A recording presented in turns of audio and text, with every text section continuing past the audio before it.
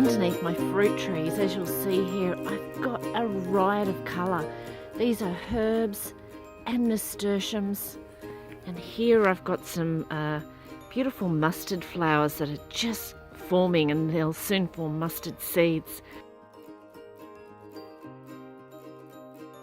You can see the ageratum or the blue tops here in the background. The bees just love those. And of course, look at all those nasturtiums. I mean, they are just a riot of colour, and they're fantastic for bringing in the bees, improving the pollination. You can see I've got the broccoli here, and it looks so pretty in the garden. They're getting a little bit squashed out by the nasturtiums, but wow, I've had no trouble with any pests whatsoever. These broccoli, gosh, they've been putting on extra florets for so long now, for months, even after I've harvested the main head, and I put that down to having a really, really beautifully ecological, balanced garden and lots of flowers.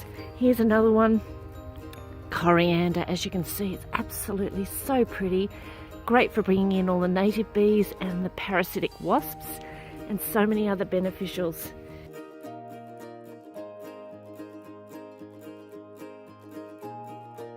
So apply the principle of having lots of colour around your fruit trees, around your vegetables. Get all of those extra pollinators, beneficials working in your garden, and gosh, look at that. It's pretty as well.